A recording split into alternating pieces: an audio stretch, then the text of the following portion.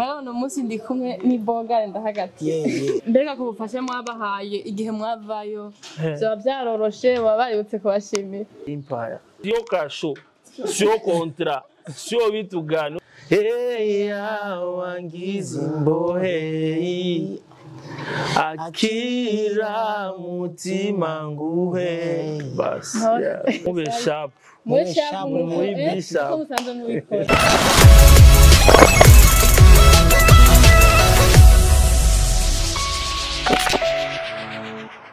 Yakoze wa CHAPTV ndabaramutse cyane nkuko mubibona kuri mikoro y'amajo ane niyo. Mwana umunsi ndi kumwe n'ibogare ndahagati. Yata uri diaspora none. Ntabwo ngira ndi kumwe na diaspora. Ariko murabona ibintu bimeze neza reka ndabasabe bidondora. Jenny nitwa Jiki Boko from Best Life Music. Melody from Best Life Music. Okay, ndi kumwe na Best Life Music. Mbega ko twatangwe kubona muririmba muri 4. Me ubu mukambona muri babiri d'ailleurs. Bimeze gute? Bon, au fait, GP, tuliwakia tuko watatu. Best Life Music ni watatu hivi. GP alibaniwa kidogo na kazi, so tukasema tukie kwanza tuwaitike mwe tufanye kipindi na yeye anawapatia big up. Okay, mbega kuva muri Empire byatewe n'iki? En fait, Best Life watu abakubielewaga tena tunabirudia hivi unataka kama vilikuwa vishaisha. Best Life haikuwa under Empire.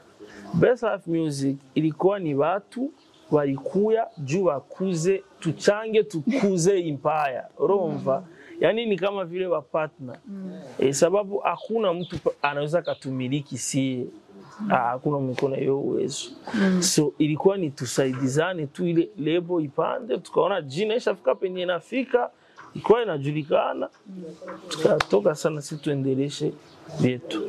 Lakini jambo limwe mwashatse gukora namwe mukora ibikorwa byayo. Yego. Okay. Mbega muravye uko mwakora muri Empire nuko mukora ubuho hari difference yihe?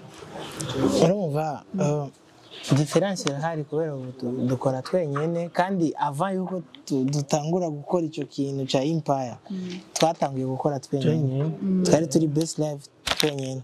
Urumva so si ibintu novuga ngo ni ibintu bigoye cyane cyane iki ni kubera turabifisemo experience kandi turacakora no burabona turakora tena kuongezea hapo. Empire kugoge na tupangia sie kazi. Sindo tuko tunajipangia tutatoa leo nyimbo tunatoa tutafanya hivi tutafanya. Ndio maana hakuna kitu kilichange. Ubu murakora atantamba ni nkuko mwakora muri Empire? No, pote ilikuwa ni yani sie tulianza tunatumika sie kama Best Life tukaenda pale kuwasaidia lebo ipande. Hapo mwalimu wake kubaho ubufasha. Ego lebo ipande. Sindo hivyo. Tukawa partner yani na mkuu tutumike pamoja tushange nguvu ipande jina ile Empire. Ikapanda jina.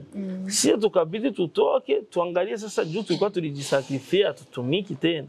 So acha tutoke tutumike vyetu. Ariko sio video walikuwa wanatulipia, sio audio walikuwa wanatulipia. Sio nini vyote tulikuwa tunavifanya sie peke Best Life. Mbega ko bufashe mwabahaye igihe mwavayo. Byo byaroroshe wabayutse kubashimira. Walisema poa tuliwaambia sisi tunatoka akasema poa tukatoka. None wangisema nini? Juu erega sio kasho, sio kontra, sio vitu gani urumva. Tulikuwa tunamwambia okay tushasaidizana tushawasaidia jina ishapanda poa. Tunatoka tunaenda kufanya vitu. Empire abatipe mwashimire mumva ko badugize izina bakoze tulitumika. Bakoze igikorwa. Okay, duherutse kubona mu kreye YouTube shasha. Mbega byatumwe n'iki mugira ngo mu kreye YouTube shasha? YouTube shasha twarayikreye kubera ijya ya mbere yaragize ikibazo. Yaragize ikibazo hari uko ngene twakora nitubona amahera. Nitubona amahera. Cyangwa tubone income kungene ziko ziraza turavuga ati rero iyi YouTube irashaka kuba yaragize ikibazo kandi turegira n'abantu babimenyereye baratubwira YouTube yanyu rafise ikibazo sasa atacho byo batwaye mwora kungene mwo bamura create shasha kugira abantu babakunda cyangwa abantu babakurikirana bazaze bararonka ibikorwa byanyu ku mwanya kandi byo niyo mpamvu twaciye dukorera YouTube nshasha. Mbega kuri Facebook hoho kata ama publication tubona ya Best Life hari ikibazo ikihe kituma ni juu bon pako Best Life ingine tulifungua ni Best Life Music hivyo wanaweza enda wakapiga jeme wakajiabone. Tulipataga problem page yetu ya Best Life yenye ilikuwa na watu wengi antuka walihaki. Sasa kuihaki hakuna gisi wakakuwa wanatia vitu ma image mbaya hakuna gisi tuirekipere bili katara. Donc définitivement walifunga. Sasa tukafungua ingine. Ubu hoba hariho iyindi page shasha. Ego ita Best Life Music konyene. Bakunze ba CHAPTV. Mugende mugereje kuri page yawe ya Mube CHAP. Muri CHAP muri BISHAP. Ko musanze mubikora mugende. Okay, hari indirimbo shasha One for Love. Akapera gato. We fire, we fire, we fire. Fire, we fire, we fire.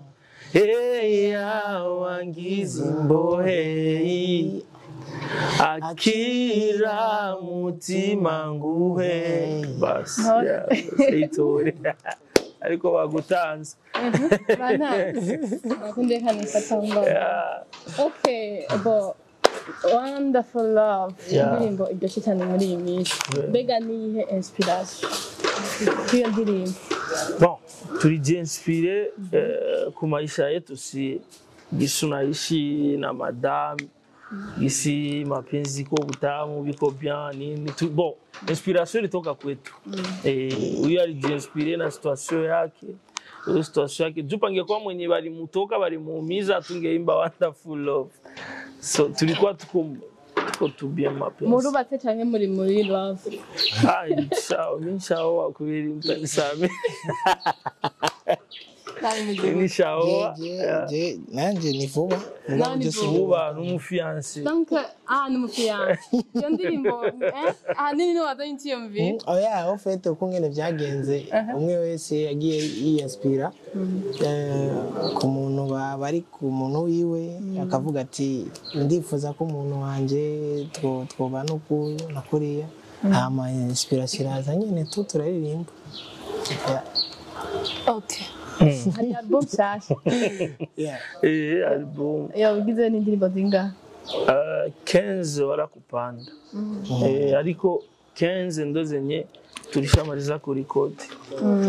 Hasigaye kugira amaclip video yene ibintu ngivyo. Mbega none iyo muriko murategura ibyo bikorwa byanyu kuririmba biraborohera n'uburyo bwanyu mukoresha canke murafise management ibafasha? Bana ifarangaze tukabisa tunajisopa huyo anajisopa tunafanya video tuna nani lakini tukipata mtu wa kutusaidia inaweza kuwa vizuri zaidi, tunaweza tukafanya vitu vikubwa zaidi. Mwisanze murifuza management? Management hapana yo mko sawa. Okay, nziza cyane. Nibaza yuko abakunzi ba CHAPTV ho bari baranyaruka kuri page ya YouTube Best Life Music Official. Best Life Music muri Facebook. Best Life Music muri Instagram. Nayo mpamvu zenye yose yonyine mukoresha. Ego. Na Twitter. Best Life Music 1. Na TikTok. Best Life Music. Na chat was. Ndabashimire cyane mu mwaka muradutega amatwi sindabarambiye. Yewe niyo kuri mikro mwabonye aba twari kumwe hama muwashigikira nko mwamwe mubikora nimba no kuri page mutarashikayo munyaruke mugire sabone cyangwa subscribe. Ego mwandanye mutataja ibiganiro byacu mwongera mufashe n'abandi mu muziki nkuko babyifuza. Tuhari ku bwanyu namwe tuhari ku bwanyu kandi mugufashanya muri byose dutezanye imbere nkuko byama bikenewe. Turashimire cyane murakoze cyane. Murakoze cyane.